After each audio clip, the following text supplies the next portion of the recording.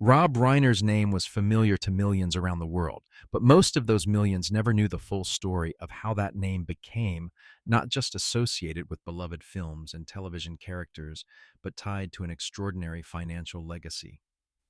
By the end of his life, Rob Reiner was not only one of Hollywood's most versatile filmmakers, he was also a figure whose wealth reflected decades of strategic, creative work, ownership, and consistent reinvestment in both his art and the business side of entertainment.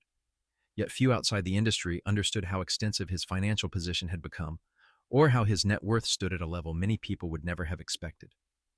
Reiner's life came to a tragic and sudden end on December 14th, 2025. He and his wife, Michelle Singer Reiner, were found dead in their Los Angeles home from what authorities determined were multiple sharp force injuries in an apparent homicide. Their son was arrested on suspicion of murder shortly afterward. Reiner was 78 at the time of his death, having spent more than half a century at the heart of American film and television. But long before that tragedy, Rob Reiner had built a life defined by creativity, versatility, and a steady accumulation of wealth that reflected not just paycheck after paycheck, but decades of intellectual property, production credits, and strategic ownership of creative assets. Robert Norman Reiner was born on March 6, 1947, in the Bronx, New York, into a creative household. His father, Carl Reiner, was a prolific figure in comedy and television, and his mother, Estelle Reiner, was an actress and singer. Growing up in this environment gave young Rob not just exposure to the entertainment industry, but an early understanding of both performance and the narratives that held audiences' attention. When his family moved to Los Angeles, he found himself immersed in the very culture he would one day help define. Reiner attended Beverly Hills High School and later studied film at UCLA before deciding to begin working in television and film directly. His first roles were small and his ambitions grounded: guest appearances on popular shows of the era and work as a writer on programs like the Smothers Brothers Comedy Hour. These early steps reveal a pattern that would stay with him throughout his life. Enter the industry by learning how it functions at every level, not just by showing up in front of a camera. In 1971, Reiner achieved nationwide recognition playing Michael Meathead Stivic on the groundbreaking sitcom All in the Family. The show was a cultural phenomenon, tackling topics that other programs ignored or avoided entirely.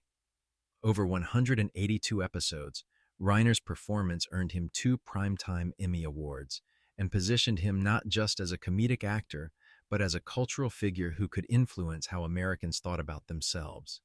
Yet even this success was only a stepping stone to something larger. When All in the Family ended in 1978, Reiner faced a crossroads that few performers managed to navigate effectively. While many actors remain comfortable in the world they know, Reiner chose to expand his creative skill set into directing and producing. The result was one of the most remarkable runs of diversity and impact in modern Hollywood. His directorial debut, This Is Spinal Tap, in 1984, was not initially a blockbuster, but it grew into one of cinema's most beloved cult classics, a film whose impact on both comedy and music culture would be felt for decades. Reiner followed that with Stand By Me, The Princess Bride, When Harry Met Sally, Misery, and A Few Good Men. Films that each showed a distinct voice and mastery across genres from coming-of-age drama to romantic comedy to intense courtroom narrative. While awards and recognition followed, the financial story of these films was less obvious to casual viewers. Reiner did not simply direct movies. He built a catalog that continued to generate revenue long after initial box office runs. Each of these films has been relicensed, repackaged, streamed, and rebroadcast across platforms and generations, creating a long tail of income that few directors ever achieve. Reiner's influence extended beyond his own films. In 1987, he co-founded Castle Rock Entertainment, a production company that became a significant creative force in Hollywood.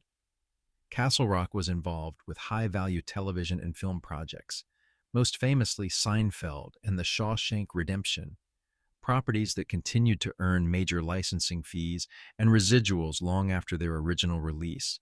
This meant that Reiner's involvement in entertainment was not limited to personal work. He had a stake in other culturally significant properties whose value continued to grow. Unlike many of his peers, Reiner did not trade fame for wealth, nor did he sacrifice longevity for short-term glamour.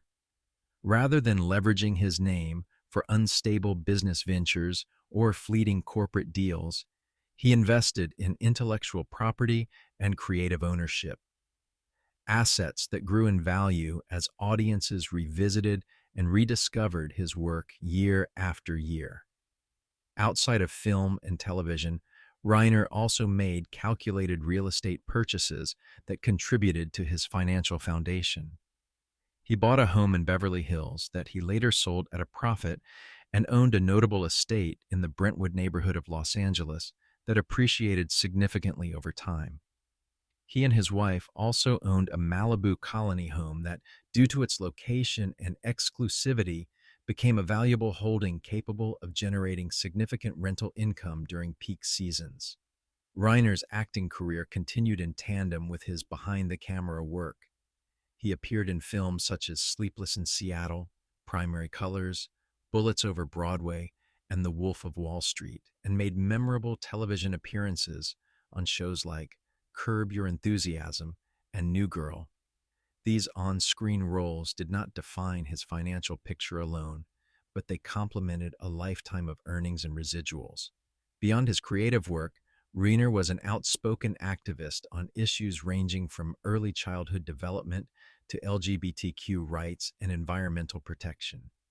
His advocacy work added another layer to his legacy, though his financial success remained rooted in his creative and business accomplishments.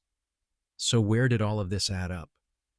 After decades of consistent earnings, ownership stakes, licensing revenue, and asset appreciation, Hollywood finance analysts and verified industry sources estimate that Rob Reiner's net worth stood at approximately $200 million at the time of his death. That figure reflects not just a lifetime of high-profile films and television successes, but a body of work that continued producing revenue long after its initial impact, a testament to the enduring value of storytelling that resonates across generations and platforms. Rob Reiner did not set out to be one of Hollywood's richest creators. He set out to tell stories, to navigate the industry with intelligence and integrity, and to build work that mattered both artistically and financially. What he left behind was not simply a number, but a legacy in film, in entertainment, and in the way creative ownership can quietly grow into lasting wealth.